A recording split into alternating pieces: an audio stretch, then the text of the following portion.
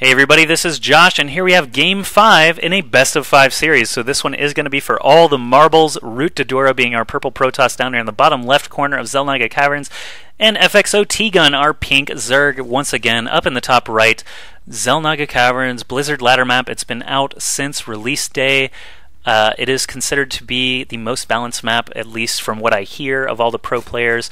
Xel'Naga Caverns, lots and lots of people like it. I think Terran actually, if I had to take an unbiased commentator's view, I think Terran actually has a pretty easy time on this map just because they can planetary this third and drop siege tanks all around it, and is quite hard to break sometimes unless you have a million billion banelings and they kind of leave you alone for the rest of the game. But no Terran in this game, so that doesn't even really matter. PvZ recently has been catching a lot of flack for being Protoss favored, but tgun showing us how it's done, actually doing some really, really great games here against DdoRo. Maybe DdoRo's taking it easy on him, who knows? Let's see in this Game 5. And once again, I have to do all of my sponsorship dealios. This King of the Hill series is going to be every Monday night at 8 p.m. Eastern U.S. time. This is just the first of many. We have FXO tgun against Root DdoRo for the first one. Underline Entertainment, or UnderlineENT on Twitter and Facebook, sponsoring this show match, and they are also the official music sponsor of the North American Star League. If you go like them and comment on their Facebook, which is facebook.com/UnderlineENT, or add them on Twitter and send them a tweet, also twitter.com/UnderlineENT, they might reward you with 20 unreleased songs that will be released throughout the season on the North American Star League. So go give them some love for hosting the show match and for being so awesome at their musical talents and skills and prowess. But now this game is starting to unfold, so we're getting into it. We have an extractor up before pool once again for tgun. He really, really likes that speedling first build. DdoRo is trying to score another free drone kill, but tgun has actually been very good about not letting any of his drones die. In fact, DdoRo has been sort of the careless one throughout the series, losing a stalker here and there when he definitely should not have. And check this out.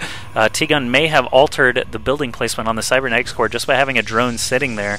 Quite a nice little harassment. We'll see what DdoRo actually ends up doing. Probably another pylon, but he will need 2 units. This is kind of a wide gap to be able to plug that with just a zealot. I don't think it's going to be enough. I think Lings will be able to still run past that.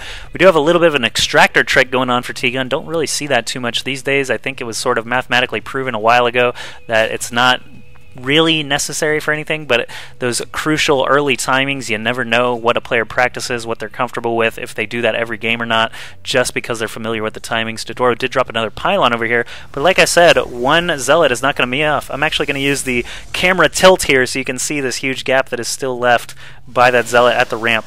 Also, don't get to use the camera tilt much. Oh, and let me put up the names of these players before I forget that completely, because it is still a relatively new feature, and sometimes I do forget. Series is tied up at 2-2. This is a best of 5, like I said, so this one's for all of everything. I was going to say all the marbles again, but I think I already said that once. What else could it be all for? All the cash? They are going to get some money if they win. I believe it's $25 for the winner, and they get to return next week, and they will have a chance for more cash as they progress. But DdoRo really wants some money, wants some recognition, wants to win this game. tgun as well in that same boat. We do have 2 more gateways coming up for DdoRo. Oh, is it a 4th gate? I believe it is. This has been deemed 4-gate heaven by some players. I won't say who, but people who've been beat by 4 gates, most likely. Look at this. DdoRo actually had to add on a 3rd pylon to be able to block this choke. That is pretty funny. All that was caused by just a single drone. Check this out. Force field at the bottom of the ramp. Of course these speedlings are going to stream right in past that single zealot and sentry and get some probe kills. Let's watch for the little blue explosions of the probes. There goes one. They should continue running. Oh, another force field goes down. I only saw 1 probe kill. He could have gotten 2 or 3, but no. tgun is going to regroup his 5 Lings, head back in here. Ooh, actually, that was quite sneaky. Let's see if he manages to get another probe kill. He did actually bait another force field out of that sentry, too, which is important. Only 4 speedlings left there, just getting a look at everything. Obviously, he knows at this point that it is a 4-gate. He's going to run right back down the ramp and head home, it looks like. Back at his base, a single spine crawler coming up. Let's see how his 4-gate defense stacks up against DdoRo's 4-gate attack. Roach Warren coming up as well, should get those involved into the mix. What is DdoRo doing, though? Just the 4-gate. Does he have a forward pylon anywhere? Yes, he does. Or no, he doesn't. This is just a probe, not actually a proxy pylon just yet, but it looks like he really wants to drop one there soon. This spot right here I found not where that probe is, but actually right behind this gold mineral is a great place for a proxy pylon, because it's very hard for speedlings to actually surround that and deal with all the units that are warping in. But look at this, the spine crawler actually being dropped a little bit more forward. T-gun is so close to this probe and not killing it. I can't imagine why. He certainly could have been able to surround and kill that probe. Maybe he thinks that there's a pylon dropped already. I don't know. Let's actually take T-gun vision. And yeah, he hasn't been any further than what he sees right now, so he could be thinking that there's a pylon there already, when we know that is not the case. Zergling running by the Xel'Naga Tower, not going to see anything surprising, just trying to make it all the way to this natural expansion here, and it looks like DdoRo has switched strategies a little bit. This 4-gate into an expand makes me think that 2 more gateways will be added on here soon, and we'll be seeing the classic, I like to attribute it to TT1, but the classic 6-gate against Zerg. We'll see if he does it or not.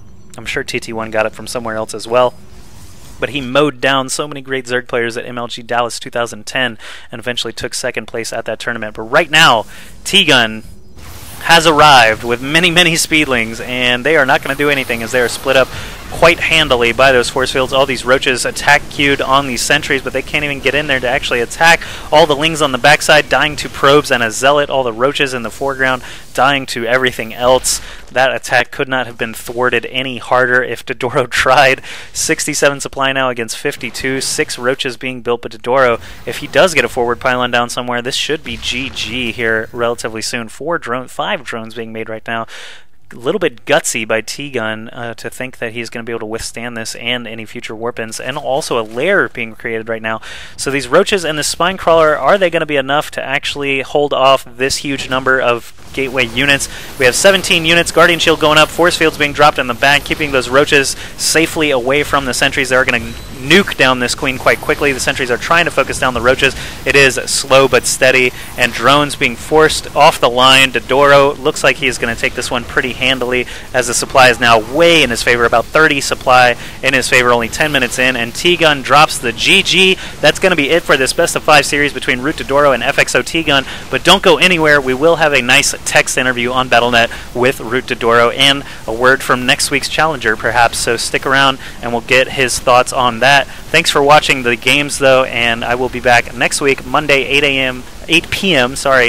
Eastern United States time for another show match from Underline Entertainment. They are again Facebook.com/UnderlineENT and Twitter.com/UnderlineENT. Go check them out. That's all for the games. Let's go into the interview.